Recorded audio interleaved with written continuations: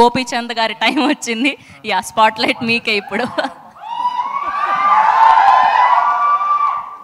మాట్లాడతారు. ఓకే, ఇప్పుడే మాకు తెలిసింది బ్యాక్ అండ్ మీరు మనాలిలో -17 degreesలో షూట్ చేశారు అని, ఫుల్ ఇలా మంచు పడుతుండే అని చెప్పి. సో అప్పుడు ఎలా మేనేజ్ చేయగలిగారు? సో ఆ సీన్స్ గురించి కొంచెం మాకు చెప్పాలి. బేసిక్లీ వెరీ కోల్డ్ వెదర్ అక్కడ.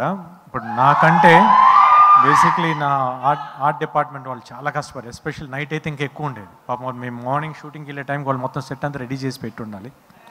వెరీ టఫ్ జాబ్ వాళ్ళు చేసింది. మేమంటే కొంచెం జాకెట్స్ లోపలన్నీ ఇన్నర్స్ అన్నీ వేసుకున్నాం.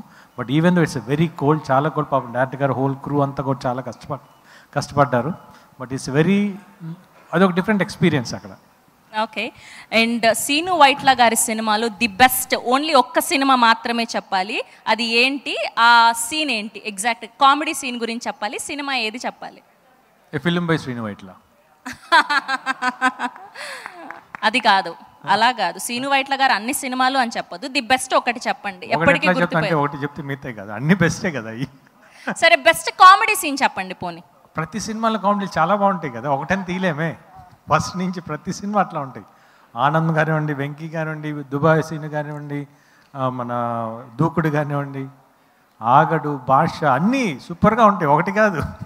సార్ అలా చేస్తే ఎలా? మీరు యాంకర్ జాబ్ కష్టం కలిగించొద్దు కదా. ఏదైనా ఒక్క డైలాగ్ చెప్పండి పోనీ, కామెడీ ఏదైనా. ఒకటి చెప్పేసి మీరు తమ్ముని వేసేస్తారు కదా. అలా ఏం లేదు. ది బెస్ట్ అంటే సడన్ గా మీకు గుర్తొచ్చింది చెప్పండి, కామెడీ సీన్ ఏదైనా ఒక్క డైలాగ్. గుర్తురాదు నాకు, నేను చేసిన సీనే నాకు గుర్తురాదు.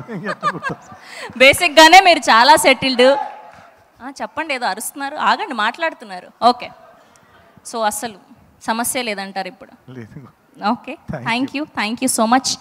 ఎస్, ఇప్పుడు మన beautiful, gorgeous, hottest Kavya Thapar గారు. ఓకే, పీపుల్ మీడియా ఫ్యాక్టరీలో ఎన్ని సినిమాలు సైన్ చేశారు?